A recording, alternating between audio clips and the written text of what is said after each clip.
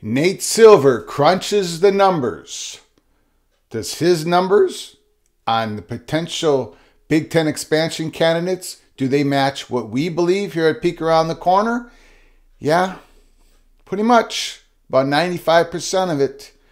Ducks, Huskies, and Cardinals, oh my.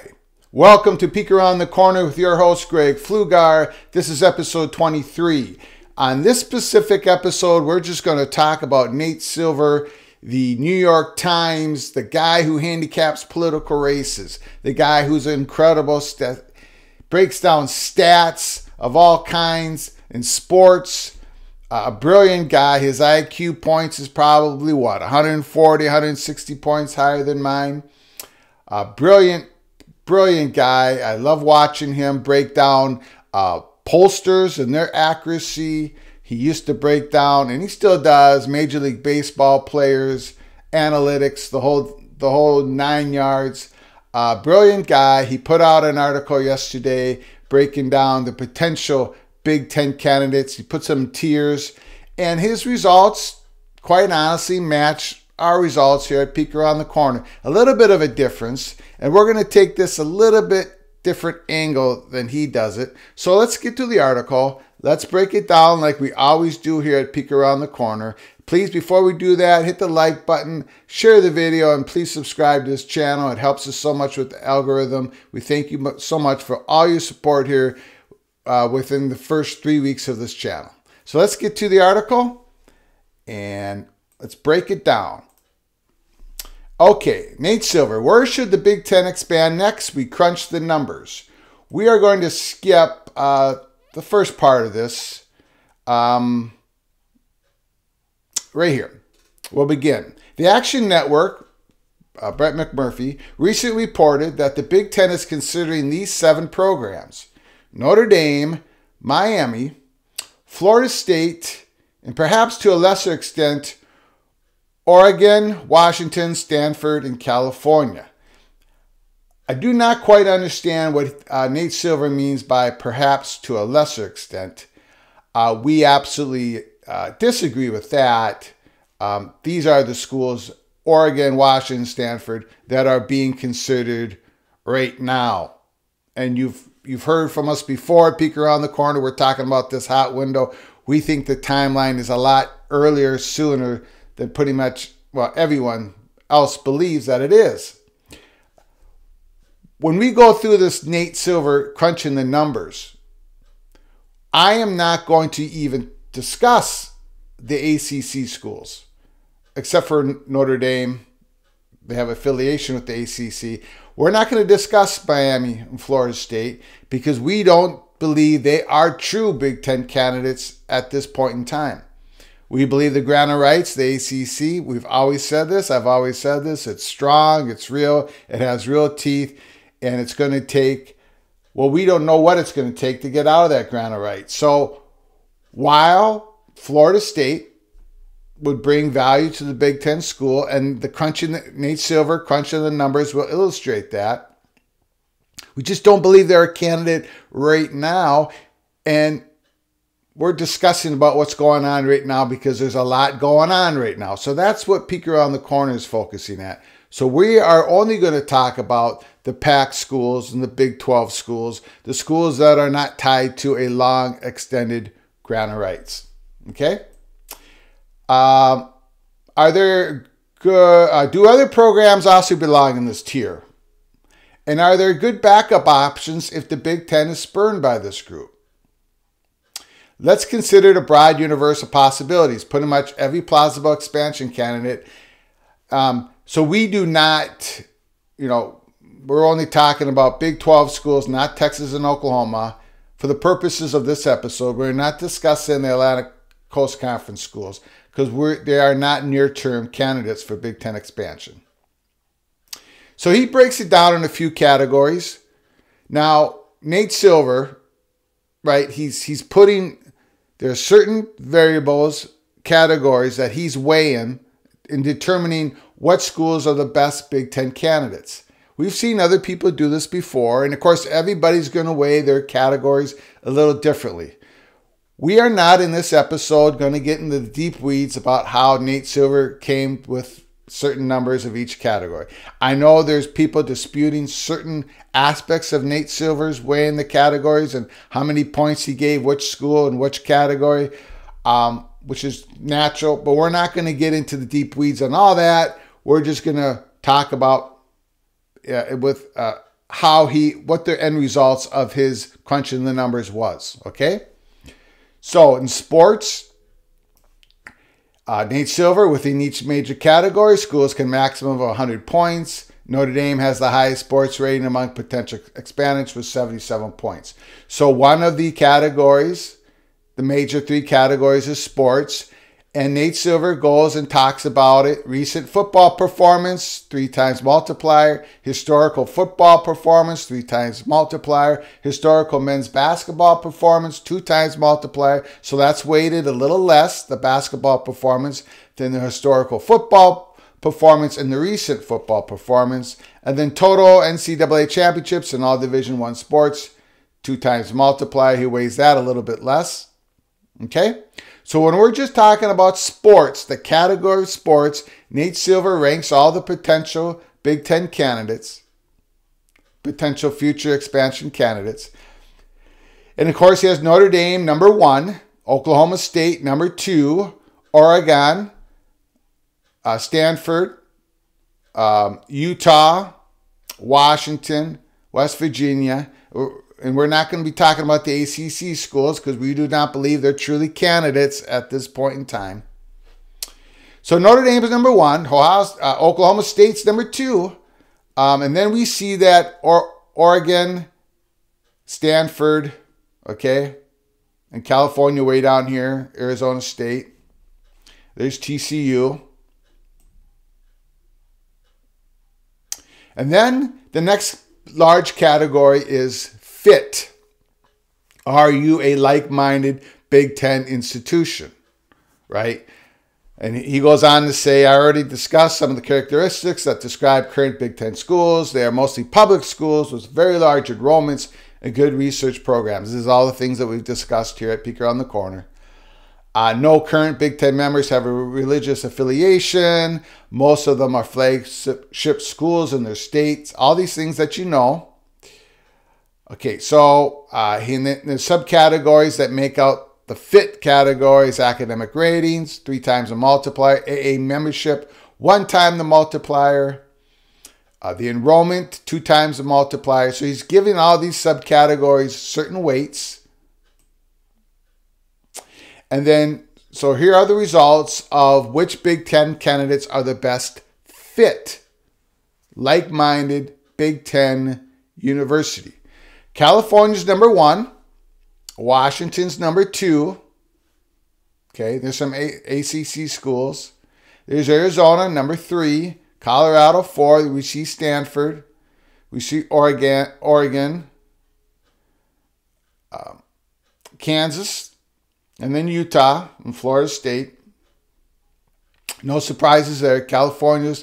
University of California, number 1. Washington, number 2. And there's quite a bit of a gap between those 2 schools and the rest of the schools in the fit category. In the market category, the large market category of determining the next Big Ten candidates for expansion, Silver says, while the Big Ten gives a lot of lip service to academic and athletic fit, here's what I suspect it cares about most: a school's market size, popularity, and TV ratings. So any measure of conference candidacy must also give heavy consideration to those factors. Okay, we'll skip the rest of that. So how he gets to the market number for each candidate school for a Big Ten expansion. He goes into college football TV ratings, 3 times the multiplier. Median market footprint, 2 times multiplier. All sport revenues, 2 times multiplier. Popularity on Google Trends, 3 times the multiplier. And if you want to dig deep into these numbers, go to 538, which is Nate Silver's space there in the New York Times. Been doing it for years. Excellent analysis on so many different subjects in sports and in politics. Nate Silver, 538. So breaking down the results here of which Big Ten expansion candidates have the best markets. Notre Dame, 93. I mean, Notre Dame's a national brand, national market, right? Notre Dame, number 1. Florida State, you see this all sport revenues, football TV revenues, football, basketball popularity, media footprint, and add up all these totals. That's how you get the end result of the number. Florida State, ACC school, we don't believe they're a near-term candidate. Again, you see Oregon, some ACC schools, TCU, Washington, Baylor. You see Utah again, Arizona State. And then before Nate Silver goes and gives the final results of this analysis of all potential Big Ten expansion candidates, he goes over the ratings for existing Big Ten schools and USC, UCLA that are coming into the Big Ten. So sports, fit, market added up to the composite score. Ohio State's number 1, Michigan, then Penn State, Wisconsin, and USC fits nicely here at number 5. Michigan State, UCLA fits beautifully right here at number 7. Then Iowa, Minnesota, Nebraska, Illinois, Indiana, Maryland, Purdue, Northwestern, Rutgers. No surprise for me at this list. Okay.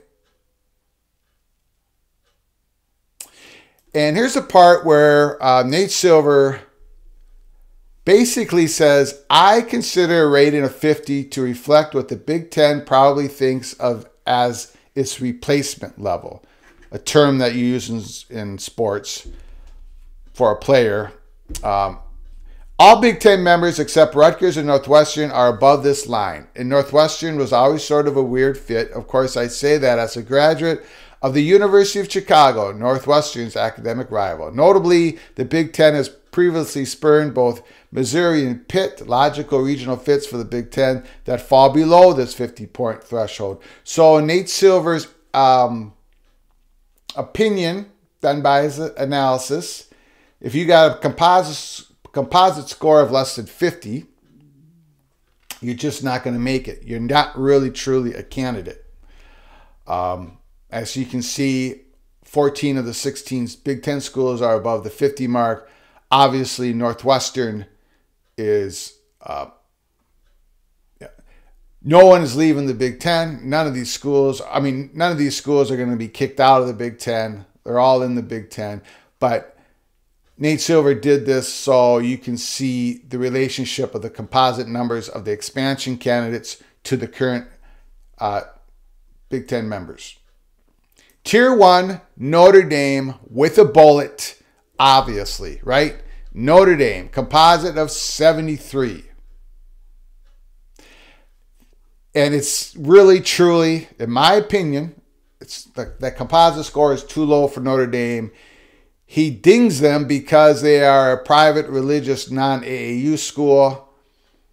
He put a certain weight to that, right? A negative weight to being a religious school, being a non-AAU school. For Notre Dame, that's going to mean nothing. So Notre Dame is really higher than 73. But the point is, they're number 1 with a bullet, in my opinion, and in Nate Silver's analysis, and in everybody's opinion, right? Number 2, the no-brainers. North Carolina, Oregon, Florida State, Washington.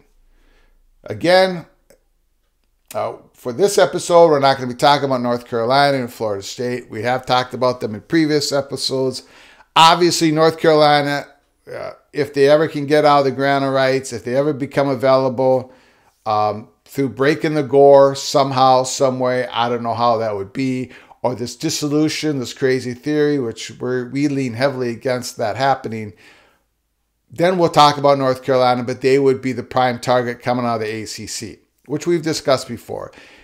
Oregon and Washington, way above the 50-point mark for the composite score.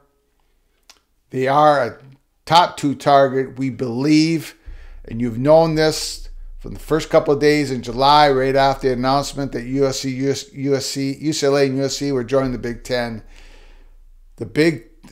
We reported that Big Ten was interested, and the hot window is August 15th, October 15th. You're seeing reports coming out now. It's hot, it's hot, it's hot. Oregon and Washington, from Nate Silver's analysis, from our analysis, from what we've been hearing, they're the top two targets. Schools 17 and 18, far as we're concerned, right? Matches what we've been saying.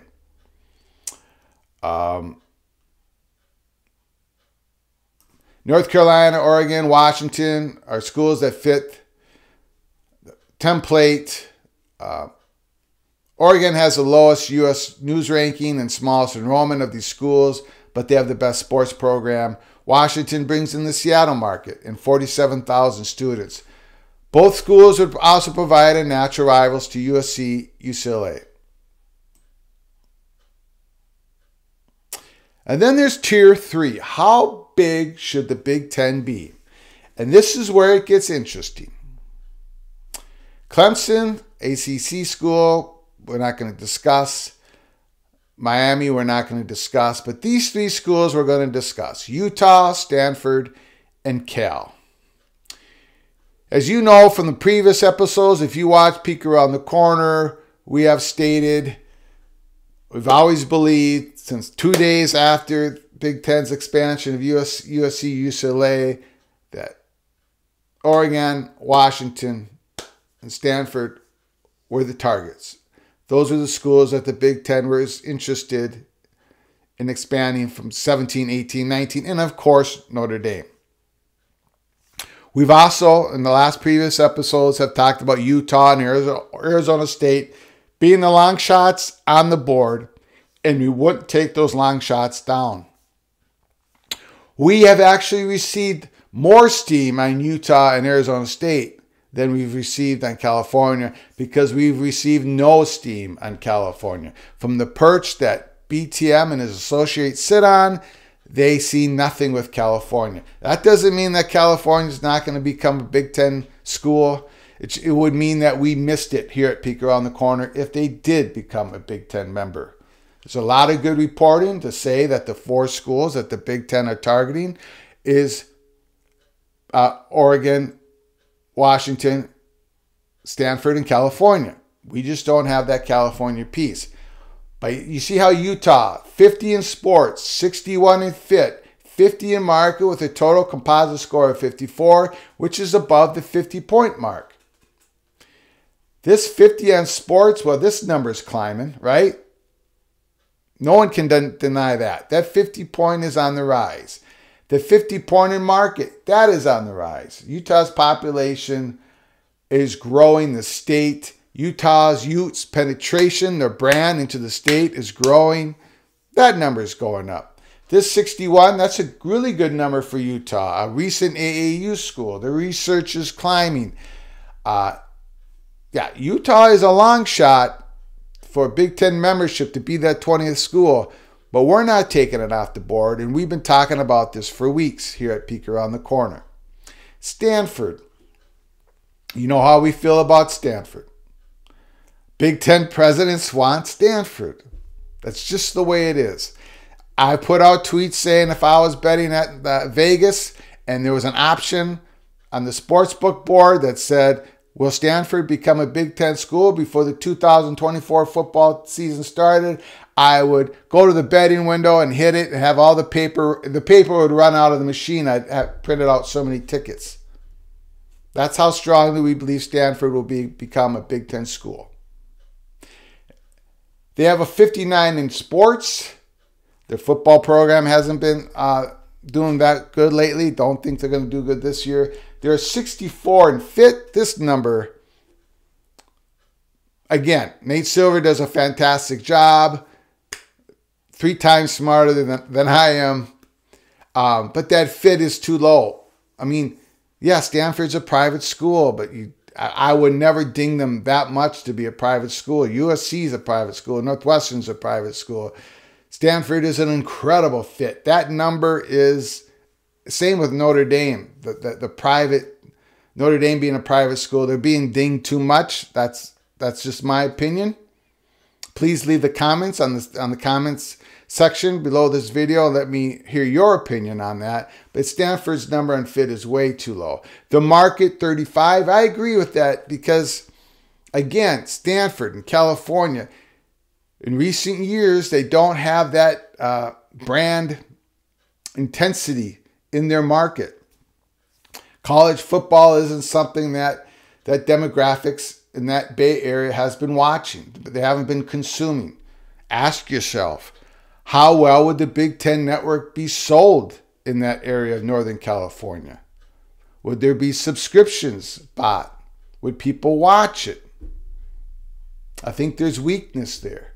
Not enough weakness that would keep Stanford becoming a Big Ten school, in my opinion, and what we have heard. So we think Stanford becomes a Big Ten school. The California part, now, 44 in sports and dropping, 87 in fit, which is the highest of all the schools. Yes, they fit. 24 in market and sinking. The question is, would the Big Ten with Fox Sports support the duplication of Stanford and California as the 19th and 20th school in the Big Ten, with that market being so low for California? We have heard nothing on California. The big money people are not talking about California as a candidate.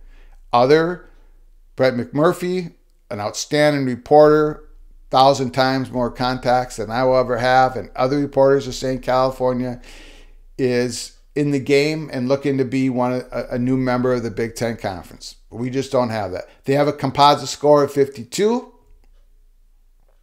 but you can see the weakness here of California.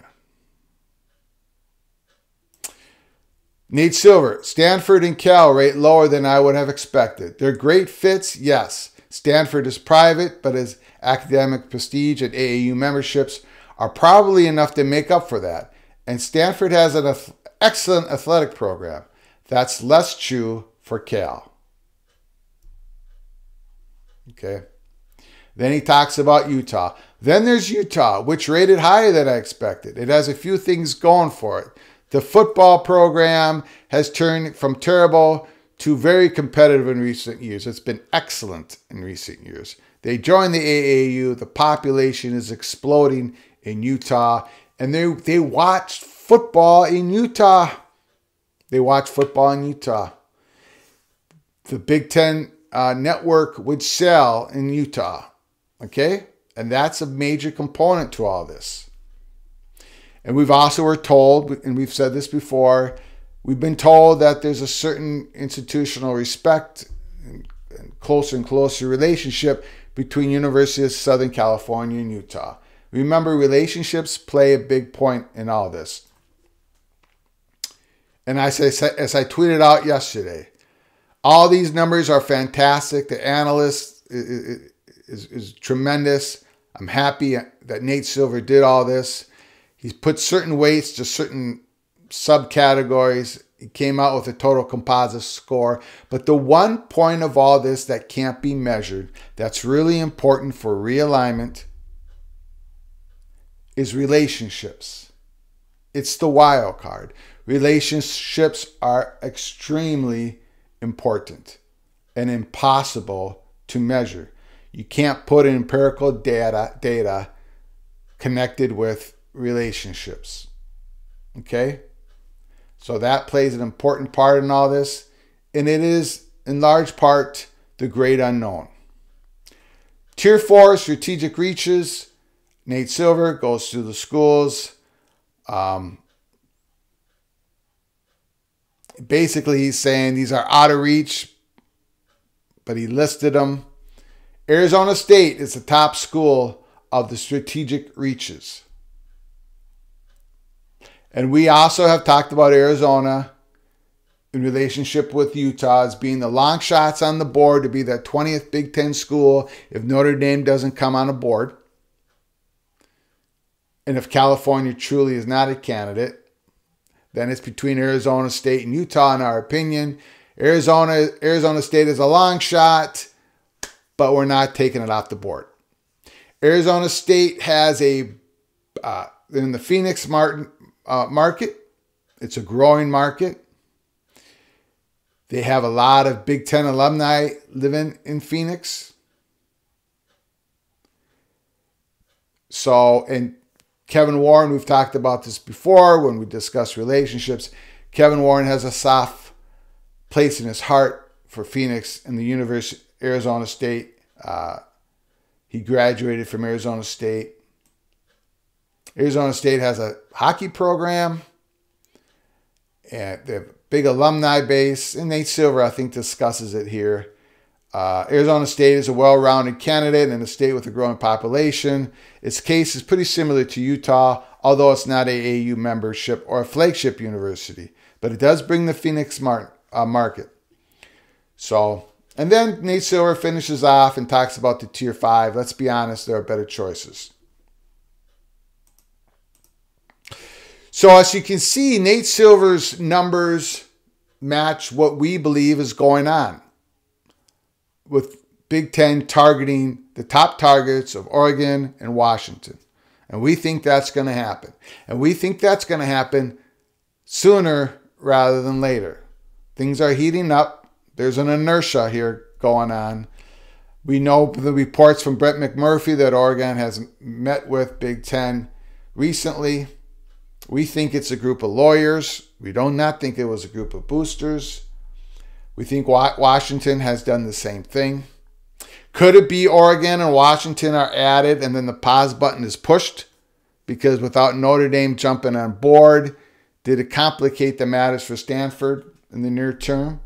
Quite possibly. Quite possibly we'll see Oregon and Washington announced very soon with a pause button on Stanford. But we believe Stanford will become a Big Ten member. We've talked about it before. We're going to talk about it in the future. So our perceptions, what we've been told, and this has started like July 2nd, July 3rd. If you've been following us on Twitter at Flug Empire and here at Peek Around the Corner since August 10th, you know, this matches what we've been told. So expansion is going to happen again. USC, UCLA is not going to be kept on an island. And we truly believe it's Ducks, Huskies, and Cardinals. Oh my. Until next time, from all of us at Peek Around the Corner, to all of you, please, please, please, please, you all take care of each other. Thank you so very much.